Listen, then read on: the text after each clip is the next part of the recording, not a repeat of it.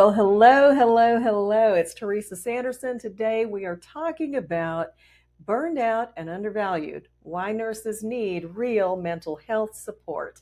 All right, so thank you for tuning in with me today. I'm so glad that you're here. And, I'm just continuing to highlight some of the needs and the issues that are affecting nurses today in 2025. So, mental health is a topic, of course, that's near and dear to my heart as a major depression thriver, someone who experienced true clinical depression to the point that I couldn't work for 3 years and also was able to recover and return to the workforce. So, this is really important to me. And I think one of the things that in thinking about, how we talk about nurses are overworked, they're short staffed, they're frustrated, they have a lot of stress, they're emotionally exhausted.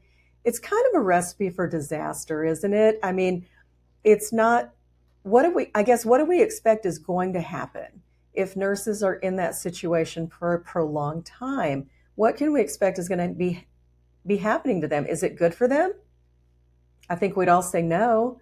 I think we'd all say no, it's not good for people to work too many shifts, be called in on every day off, or be short staffed every time they go into work, or to have a toxic work environment where you have to walk on eggshells and can't really communicate well with your team and feel like you might be thrown under the bus if something goes wrong.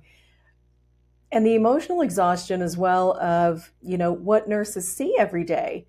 We're in life and death situations every single day. And so to be in it for a prolonged time without having adequate support, resources, staffing, all of that is only going to lead nurses to having or experiencing mental health issues. Okay, so burnout is, the term for it. Burnout, self-care, those things, those two terms I think are kind of overutilized, but burnout is a nurse who is both physically, emotionally, and mentally, not just both, but physically, emotionally, mentally exhausted and just drained. So burnout manifests in a few different ways, just not being able to sleep.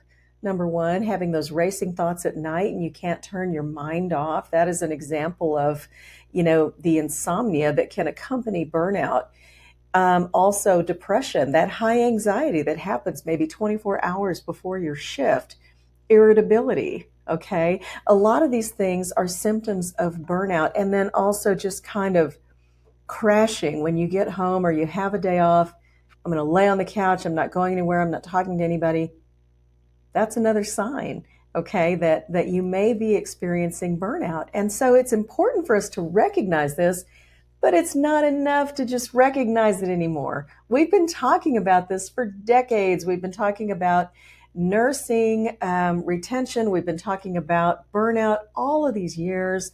We've had staffing issues since I was a new grad nurse more than 30 years ago.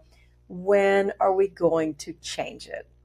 And I want to challenge every healthcare organization, every leader to step up and say, today's the day I'm going to do something different.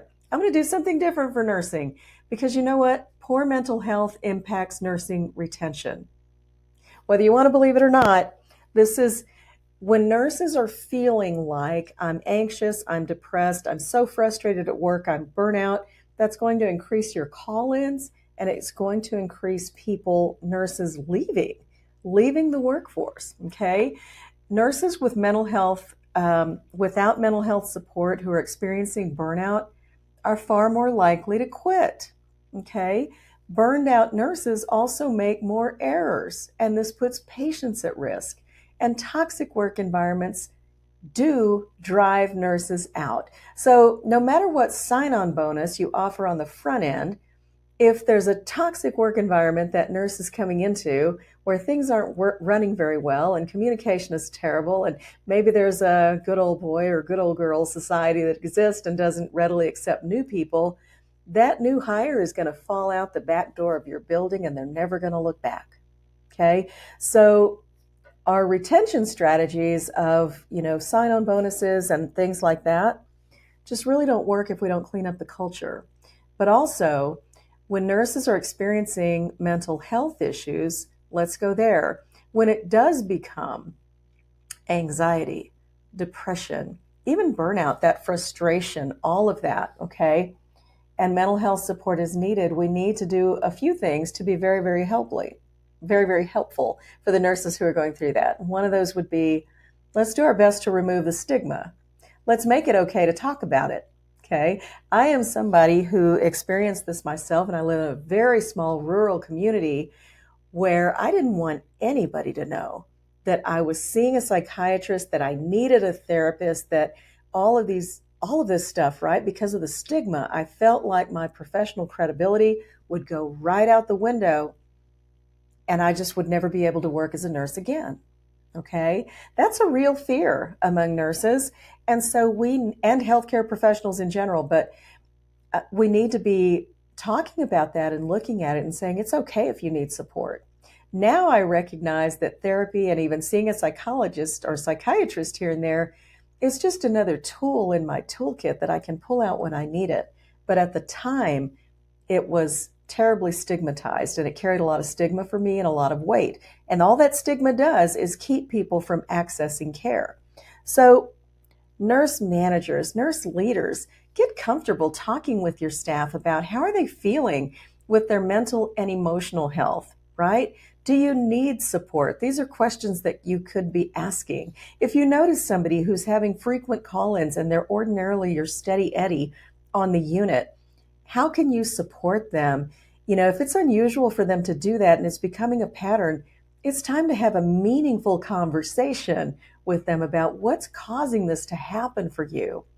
We need to humanize the nurse leader to nurse relationship, right? We need to humanize that with real connection, meaningful connection that says, I'm here for you. I see that you're going through something and I want to support you. Okay. So what other resources are good for nurses? Of course, every place has an employee assistance program anymore, and those are great. But again, destigmatize it, make it easy to access, make it confidential. Do I have to ask my manager to go down to human resources to do this thing? If I do, then I'm losing my confidentiality. Do you see what I mean? So we have to find ways for nurses to access these resources that allow them some privacy, but also so that they feel supported. Okay, so of course, safe staffing and reasonable workloads, that's going to be huge. And it's been a problem we've been working to resolve for the past 30 years. Okay, for the past 30 years, we've been working on resolving this. And only today do we have these statistics that new grad nurses, 33% of them are leaving the profession within their first 2 years. Okay, so clearly, the workplace that we're bringing new graduates into is not supporting them, and they are willing to hang up their nursing license and all the time, money, and effort it took to get that and say, I'll do anything else for the rest of my life, right? So we have to look at cleaning up the culture of the workplace. We can't look at it anymore as it's something that doesn't matter, or that nurses just need to be tougher, or we just have these strong personalities. That's not good enough anymore. Those are cop-outs that were given to me more than 30 years ago as a new nurse. And you know what? I figured out how to navigate that culture on my own. But I also did eventually crash from, burnout and major depression. So come on, we have to do something better with our nursing culture. We have to improve it. And this is that call. It's a call today from me to you to transform the culture on your nursing unit from one where nurses eat their young to one where nurses feed their young. Nurses now more than ever need the support of each other. So what can every nurse do? What can an individual nurse do who's feeling burnout, overwhelmed, undervalued, all the things? You can find a community that supports you, number one. Community is very, very important to your success and to your sustainability and longevity as a nurse. I don't believe any nurse wakes up in the morning and says, today I'm going to hang up my license. I don't think we do that willingly. So one strategy that you can use is to find a community that is supportive. Okay. If you lack that in your workplace, join a community that provides that support for you. Okay. Because, your career is worth it. How much money will you earn over 20 years as a nurse? Is that something you're willing to throw away? Okay. Get some support from people who've been there, done that, and can share with you some of the strategies they use. So community is important. Speak up. It's important to advocate for yourself. It's important to speak your own truth, okay? And just in an assertive way, when this happens, I feel, I feel undervalued. I feel really underappreciated and unsupported. And I would like it if, when I have a question, you could make a few minutes for me. And if it's not at the exact time I need it, maybe within the next hour. That would be great, right? That's assertive communication. It's saying, I feel unsupported when I can't get answers from you. Okay?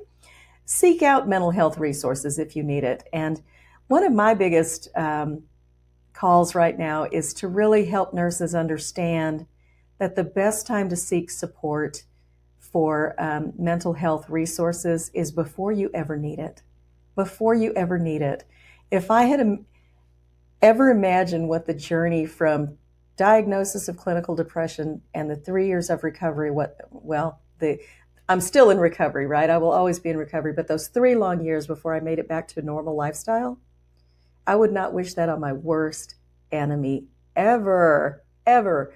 So the time to learn about and access mental health support and resources is long before you ever need it. Mental health support is true self-care, okay? Self-care is such a buzzword, but it's more than aromatherapy. It's more than doing yoga. It's more than all these things. It's taking into account your holistic health and well-being, okay? And mental health is a part of that. So seek out what resources are available. If you ever need something, how do you get it? And at the first inkling that you're experiencing some frustration, unhappiness, discontent at work, access those resources. Okay, access those resources and make a plan. Make a plan. And also, I want everybody to know Thriving Nurse Network is coming very, very soon. So this video and my message today is a call for you to take action. I want you to click the link below this video so that you can sign up to be on our priority notification list. You'll be the first one to know as soon as our community goes live.